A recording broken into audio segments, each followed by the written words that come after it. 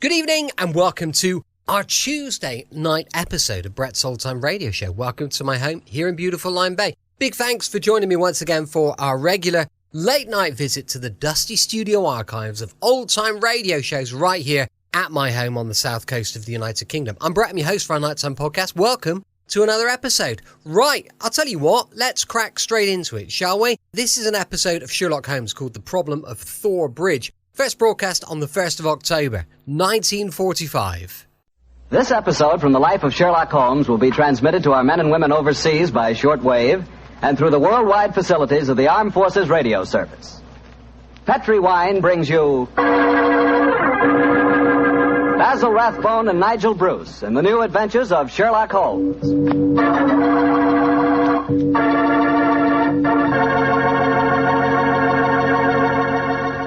The Petri family, the family that took time to bring you good wine, invites you to listen to Dr. Watson tell us another exciting adventure he shared with his old friend, that master detective, Sherlock Holmes. And while you're settling back comfortably in your chair, mind if I tell you about something I'd like you to share with me? It's a glass of Petri California Sherry. Of course, most people think of Petri California Sherry as the one wine that's really swell any time, but personally, I like a glass of that Petri Sherry just before dinner. You know, that's the time you're a little on edge. You've just finished your day's work and you're waiting for your dinner. And, well, that's when you want to lean back and take it easy. And, boy, that's the time a glass of Petri Sherry tastes like something just too good to be true. Try it.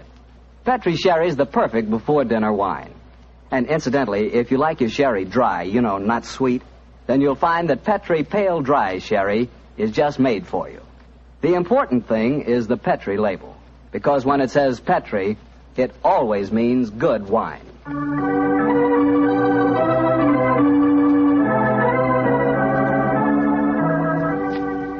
And now for our weekly visit with our good friend and host, Dr. Watson. Good evening, Doctor. Good evening, Mr. Bartell. You're a bit late.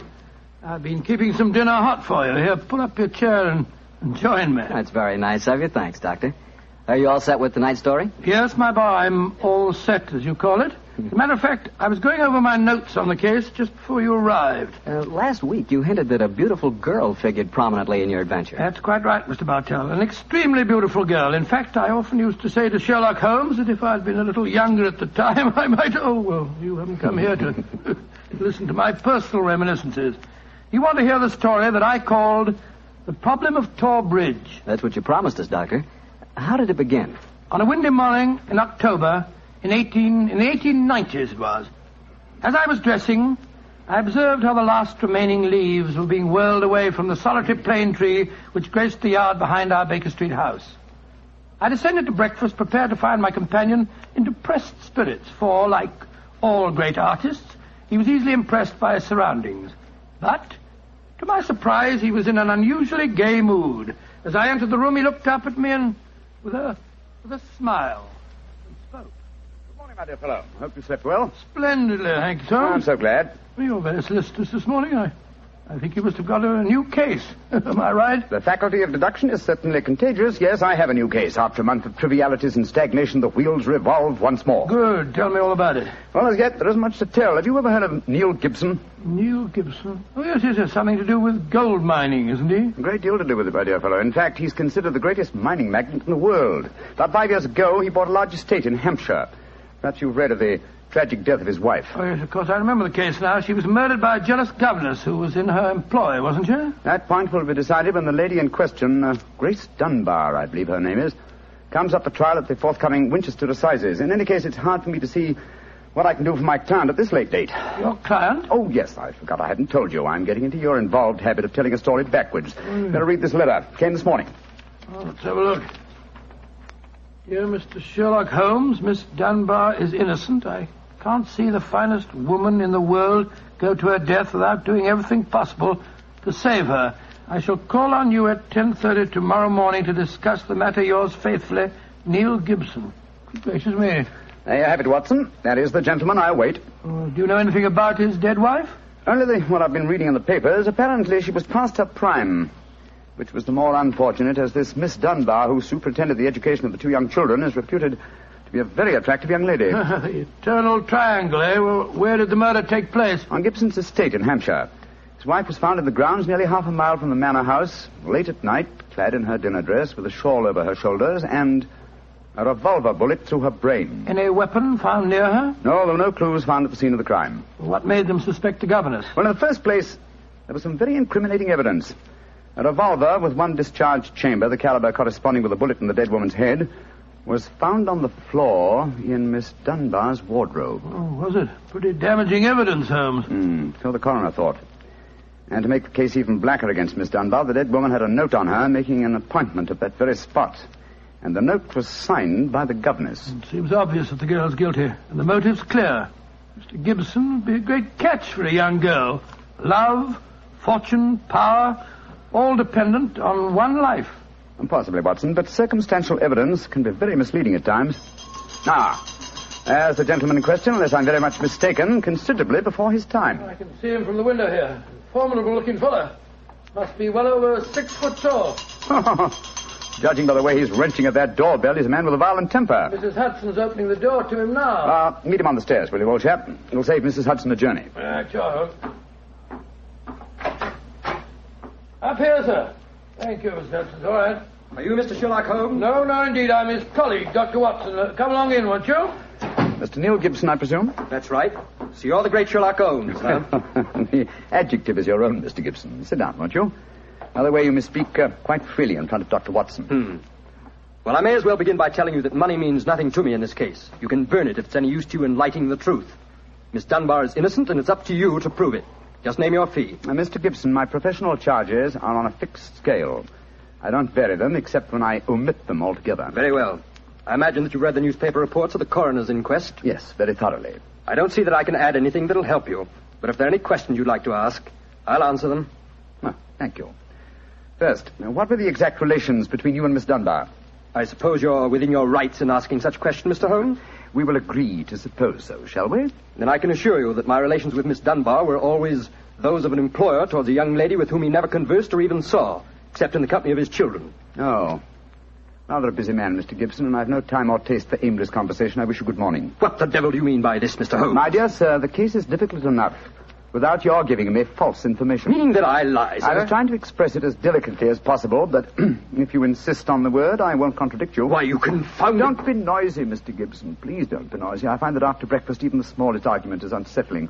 I suggest that a stroll in the morning air and a little quiet thought will be greatly to your advantage. I suppose I can't make you take the case, but you've done yourself no good this morning, Mr. Holmes. I've broken stronger men than you. No man ever crossed me and was the better for it. Good morning, Mr. Gibson. You've a great deal yet to learn. On my soul, Holmes, you were unusually severe with him. I dislike liars, Watson, and I cannot tolerate arrogance, particularly when it's coupled with great wealth. Well, how did you know about his relations with the governor? I didn't. It was pure bluff. Bluff? Well, it certainly worked. Think he'll come back? Oh, of course he will. He needs my help too badly. He'll probably change his mind before he's halfway down the stairs. Come in. Mr. Gibson. Just saying to Dr. Watson that I was certain you'd be back. I've been thinking it over, Mr. Holmes, and I feel that perhaps I was hasty in taking your remarks amiss. Just the same, I can assure you that the relations between Miss Dunbar and me really don't affect this case. Surely that is for me to decide, Mr. Gibson. You see, Mr. Gibson, my friend is like a doctor. He wants every symptom before he can give his diagnosis. Fire away, Mr. Holmes. What is it you want to know? The truth. I can give it to you in very few words. To begin with, I met my wife when I was gold mining in Brazil. Your wife was Brazilian by birth, wasn't she, sir? Yes, Doctor, and very beautiful. Well, to make a long story short, I fell in love and married her and brought her to England. After a few years, I realized that we had nothing, absolutely nothing in common. And then I suppose this young governess, Miss Dunbar, arrived on the scene. That's right, Mr. Holmes. Well, the story should be obvious to you from there. You fell in love with this girl, I suppose, sir? Who could help it? Did you suggest marriage to her? Yes, though I knew that my wife would never divorce me. I see. Then you made an utterly insincere proposition to her. Now, look here, Mr. Holmes. I came to you on a question of evidence, not of morals. I'm not asking for your criticism. It's only the young lady's sake that forces me to touch your case at all. Now, tell me, sir, what is your own opinion as to Miss Dunbar's guilt? It's very black against her, I can't deny that. One explanation of the tragedy did come into my head, Mr. Holmes. I give it to you for what it's worth. Pray continue, Mr. Gibson. My wife was bitterly jealous. She was half crazy with hatred. She might have planned to murder Miss Dunbar, or we'll say to threaten the girl with a revolver and so frighten her into leaving us. there might have been a struggle in which the gun exploded and gone off and shot my wife, who was holding it. Well, that possibility has already occurred to me. It's the only obvious alternative to deliberate murder. The revolver, Holmes, was found on the floor of the governess's wardrobe. Mr. Gibson, I should like to examine your house and the scene of the murder as soon as possible. Certainly, Mr. Holmes. Sergeant Coventry of the local police is still down there. He'll give you any help you may need. Excellent. Watson, old fellow, out with the timetable. We're catching the next fast train to Winchester.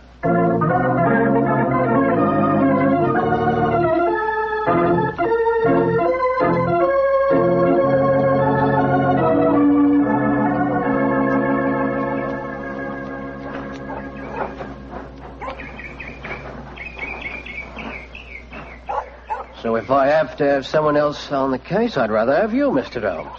The yard gets called in, then we local police loses all credit for success. Generally gets blamed for the failures. Now I've heard that you play straight. I don't appear in the matter at all, Sergeant Coventry. If I can clear it up, I don't ask to even have my name mentioned. Well, that's handsome of you, I'm sure, and I know your friend Dr. Watson can be trusted, too. Oh, don't worry, my dear fellow. We won't steal any of your thunder. Oh, that's nice and friendly of you, Doctor. Well, come on, gentlemen. I'll walk you down to the bridge. That's where we found Mrs. Gibson's body. It's not far from the house here. Well, I must say, Mr. Gibson has a beautiful estate. It must be 60 or 70 acres. Oh, nearly twice that, Doctor. The woods back of the house there belongs to him, too. Mr. Holmes. Yes, Sergeant? There's a question I'd like to ask you. A question I wouldn't ask anyone else. Then please ask it. Don't you think there might be a case against Mr. Gibson himself, sir? I've been considering that possibility. That there, Miss Dunbar's a bit of all right. If you ask me, he wanted his wife out of the way, and the pistol she was shot with was his pistol, you know. Oh, was that fact proven? Yes, Doctor. It was one of a pair that he had. One of a pair? Where's the other? Well, Mr. Gibson has a lot of firearms. We never quite matched that particular pistol. But the box was made for two. Well, if it was one of a pair, surely you'd be able to match it. Well, we have them all laid out at the house if you want to look them over. Well, we'll do that later. This, I presume, is Thor Bridge. That's right, sir. Found Mrs. Gibson's body lying right here at the approach to the bridge. I see. I gathered from the newspaper reports that the shot was fired at very close quarters. Yes, sir, very close. Near the right temple, wasn't it? Just behind it, sir. How did the body lie, Sergeant? Oh, on spec, Doctor. No trace of a struggle, no marks, no weapon. The note from Miss Dunbar was clutched in her left hand. Clutched, you say? Yes, sir. We could hardly open the fingers to get at it. That's of greatest importance. It excludes the idea that anyone could have placed the note there after death in order to furnish a false clue. What did the note say, Sergeant? Little enough, Doctor. It just said, I will be at Thor Bridge at 9 o'clock, and it was signed Grace Dunbar. Miss Dunbar admit writing it? Oh, yes, sir. What was her explanation? She wouldn't say nothing. Said she was saving her defense for the trial.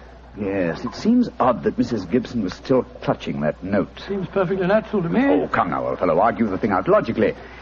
If the letter is genuine, it was certainly received sometime before the tragedy, say an hour or two. Why, then, was the dead woman still clasping it in her left hand? Why should she carry it so carefully? She certainly didn't need to refer to the note at all at the interview. Doesn't it strike you as rather strange? Well, now you put it that way, it does seem a little peculiar. Hello. Did you notice this, Sergeant? Oh, you mean that chip out of that stone on the underside of the parapet of the bridge, sir? Yes, I noticed it. Didn't think nothing of it, though. It's a very large chip. Yes, but it's been done recently.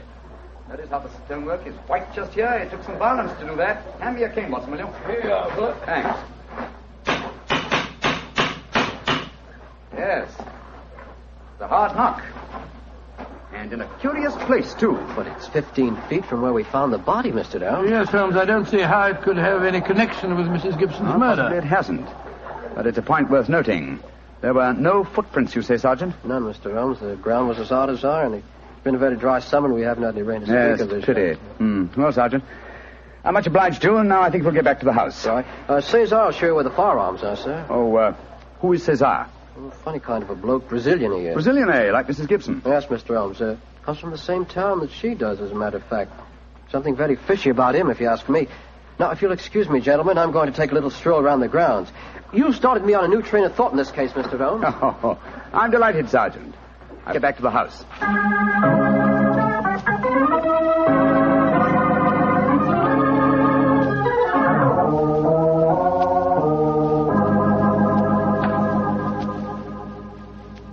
I see. And these are all the firearms in Mr. Gibson's possession, eh, Cesar? except for the revolver that is missing from the case. Yes, so I say I've seen him. I've never seen such a collection of guns and revolvers in my life. Mr. Gibson had many enemies, senor. He always sleep with a loaded pistol beside his bed. He's a man of great violence. There have been times when all of us were afraid of him. Did you ever witness physical violence towards Mrs. Gibson? No, senor. I cannot say that I have. But I have heard him say many terrible things to her. He would taunt her in front of we servants. I have heard him do it many times. Thank you, Cesar. That will be all. Muito bem, senor. You know, Holmes, I still think the case against Miss Dunbar looks very black. I should agree with you if it were not for one fact. The finding of the revolver in her wardrobe. On my soul, Holmes, that seems to me the strongest evidence of all. I think not, old chap. Huh? We must look for consistency. Where there is a want of it, we must suspect deception. I don't quite follow you. Suppose for a moment that we visualize you in the character of a woman who in cold, premeditated fashion is about to murder a rival. You've planned it. A note has been written. The victim has come. You have a weapon. The crime is well done. It has been workmanlike and complete. You mean to tell me that after carrying out so crafty a crime, you'd be so stupid as to forget to fling the incriminating revolver to the bottom of the stream? Or perhaps in the dense reeds that border it? Would you carefully carry it home and put it in the first place that would be searched? Your wardrobe? Well, perhaps in the excitement of the moment, one... No, my dear chap, I won't admit that's even possible. When a crime is coolly premeditated, then the means of covering it are coolly premeditated also. Well, then if Miss Dunbar didn't shoot Mrs. Gibson, who the devil did? I hope I can give you the answer to that question, Watson, when we've made one further visit. Oh, Lord. Where are we going now? To prison, old chap. Prison? Yes, we're going to Winchester Prison to call on Miss Dunbar. I'm certain that the key to this strange mystery lies in her hands.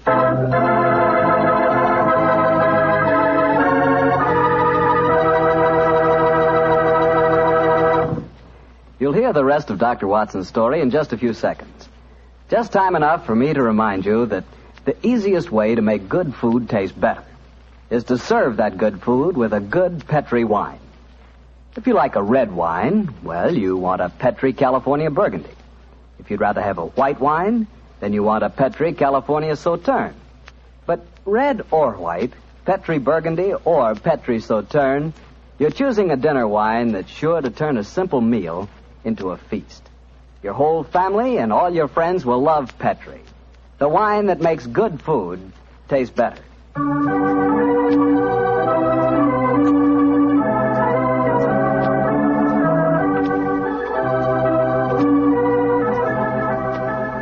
And now back to Dr. Watson and tonight's Sherlock Holmes adventure, The Problem of Thor Bridge.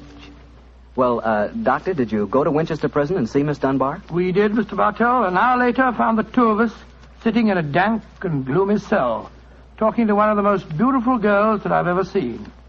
Her bright, flashing eyes and her air of quiet confidence seemed sadly out of place in such a setting. Holmes spoke to her quietly, soothingly. Dunbar, tell us of your true relations with the dead woman. She hated me, Mr. Holmes. She hated me with all the passion of her distorted mind. Please tell us exactly what happened on the evening of Mrs. Gibson's death. Well, I received a note from her in the morning. A note imploring me to meet her at the bridge after dinner that night. She said she had something important to say to me. Did you keep that note, Miss Dunbar? No, Doctor. She asked me to destroy the note, so I burned it in the schoolroom grate. I saw no reason for such secrecy, but, well, I did as she asked. And yet she kept your reply very carefully. It's interesting. Tell me what happened when you met her that night. When I reached the bridge, she was waiting for me. I won't tell you what she said, but she poured out her whole wild fury in burning, horrible words. I didn't answer. I couldn't. It was dreadful even to look at her. She was like an insane woman, standing there screaming disgusting insults at me. I put my hands to my ears and rushed away. Where was she standing when you left her? Within a few yards of the spot where her body was found later. And yet, presuming she met her death shortly after you left her, you heard no shot. No, I heard nothing. But I was so upset, Mr. Holmes, that I rushed straight back to my room. Did you leave it again that night? Yes. When the alarm came that Mrs. Gibson was dead, I ran out with the others. Did you see Mr. Gibson? Yes, Doctor. He had just returned from the bridge when I saw him. He had sent for the doctor and the police. This pistol that you found in your room, have you ever seen it before? Never, Mr. Holmes, I swear it. When was it found, Miss Dunbar? Next morning, when the police made their search. It was on the floor of my wardrobe where I keep my shoes. You've no idea how long it had been there. Well, it hadn't been there the morning before. How do you know? Because I had tidied up the wardrobe that day. I see. Then someone must have come into your room and placed the pistol there in order to incriminate you. I'm certain of it. Oh, when could they have done that? Well, it could have been at meal times, or when I was in the schoolroom with the children. Yes. Miss Dunbar, on examining the scene of Mrs. Gibson's death, I noticed that a piece of stonework on the underside of the parapet of the bridge had been broken away. Can you suggest any possible explanation for that? Oh, surely it must have been a mere coincidence, Mr. Holmes. Possibly. But why should it appear at the very time of the tragedy and at the very place? Could it possibly be that... Why, yes, of course. Idiot. Why didn't I think of it before? Come on, Watson. Where are we going, Holmes? Back to Thor Bridge, old fellow. As fast as we can get there. What have you found out, Mr. Holmes? The answer to this mystery, I hope, my dear young lady. You will get news before the day is out. And meanwhile, take my assurance that the clouds are lifting and that the light of truth is breaking through.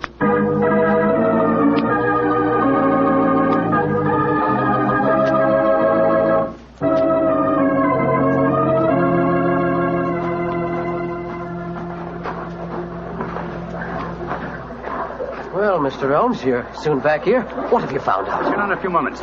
You got my message? Yes, sir. Here you are. Ball of twine. What you want it for, I can't imagine. You'll soon see, Sergeant. Watson, I have some recollection that you usually go armed on these excursions of ours. Yes, I'm carrying my revolver. Why? Give it to me, old chap, will you?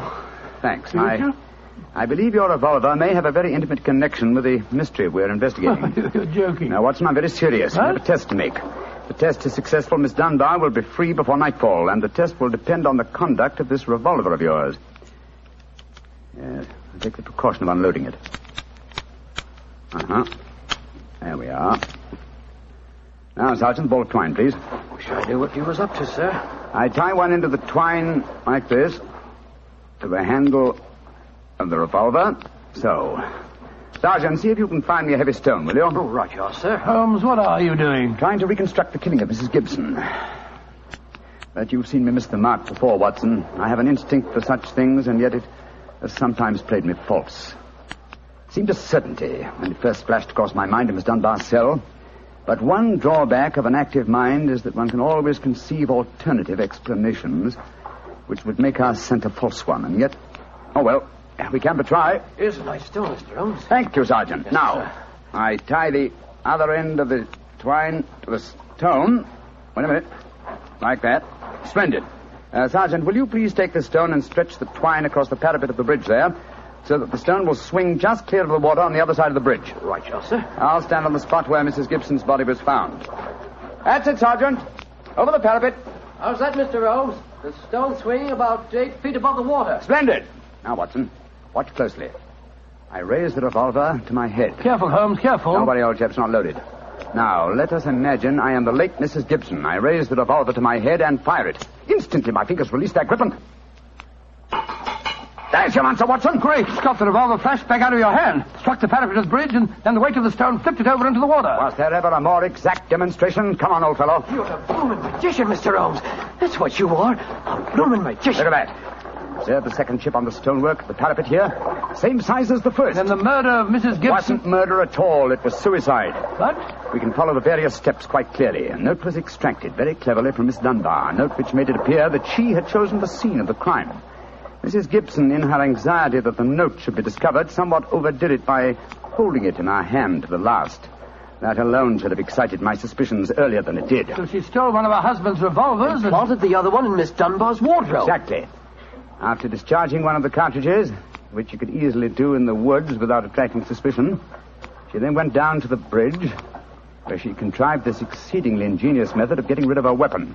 When Miss Dunbar appeared, she used her last breath in pouring out her hatred, and then, when the girl had left, carried out her terrible purpose. Then the missing revolver... You'll find it with the aid of a grappling hook at the bottom of the stream, and also the stone in the string, with which this vindictive woman attempted to disguise her own crime and fasten a charge of murder on an innocent victim. Yes, Sergeant, and don't forget while you're at it that my revolver's down there, too. Oh, don't worry, Doctor. I'll get some grappling hooks right away. I must say, Holmes, you've solved this case brilliantly. Quite brilliantly. I disagree, old chap. And I fear that you will not improve my reputation by adding the case of the Tor Bridge mystery to your annals. Oh, nonsense, but that's ridiculous. Oh, no, it isn't, old boy. I've been sluggish in my mind and wanting in that mixture of imagination and reality which is the very basis of my art.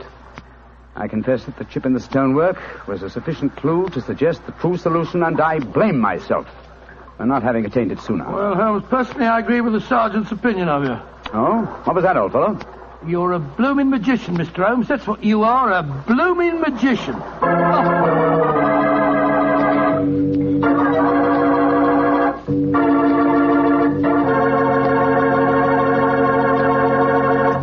Well, Doctor, Holmes really was a magician. That is, if you did find Mrs. Gibson's revolver and your own in the stream. Oh, we found them all right. You don't think I'll tell you the story otherwise, do you? What do you take me for, anyway? Well, now that you ask, I'll tell you. I take you for a very charming gentleman, a wonderful storyteller, and a fine host. Oh, that's very nice. Really, Well, you are a gentleman of the old school. And you do tell a fine story. You flatter me, you... And you are a perfect host. Oh, that meal we had tonight was wonderful. Oh, it was, eh? And, that wine, what kind was it? It was Petri wine, and you know it. And I should have known that you were leading up to something. Mr. Bartell, you should be ashamed of yourself. You will do anything to get a chance to talk about Petri wine. Oh, I can't say that I blame you. Well, honestly, Doctor, I meant everything I said. But you don't really want me to stop talking about Petri wine, do you? After all, it's worth talking about, isn't it? What other wine is made with the loving care that goes into Petri wine? Don't forget, Petri wine is made by the Petri family. Winemaking is their business. Why, they've been making wine for generations, handing down from father to son, all their skill and knowledge and experience. You can be sure the Petri family really knows plenty about the fine art of turning luscious grapes into delicious wine.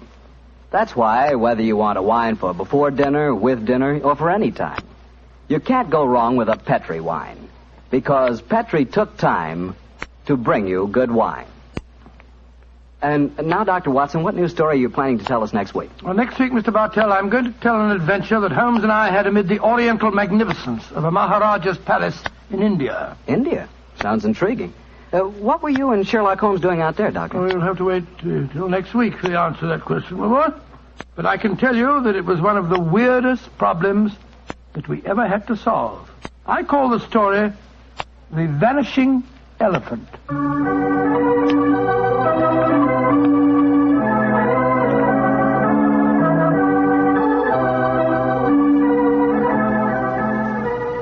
Tonight's Sherlock Holmes adventure is written by Dennis Green and Anthony Boucher and is adapted from the Sir Arthur Conan Doyle story, The Problem of Tor Bridge.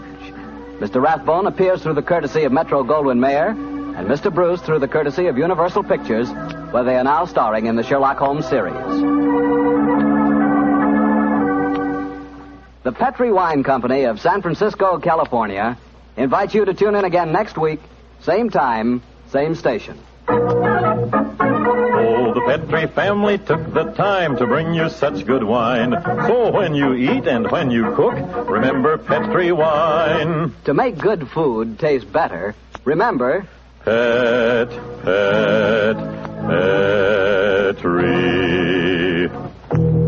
wine.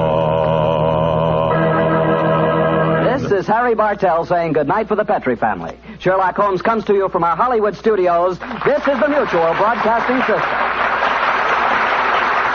Welcome back. Hope you enjoyed our latest Sherlock Holmes episode, and don't forget we'll be back with Rocky Jordan going live at 5 p.m. GMT tomorrow night. You can email me on brett@tourdate.co.uk, and I'd love to know your thoughts on the show. Please check out our Patreon page, patreon.com/Brett's Old-Time Radio Show. Thanks for listening. I'll be with you 7 days a week, each and every week, and I'll see you next time on Brett's Old-Time Radio Show. Love you. Bye.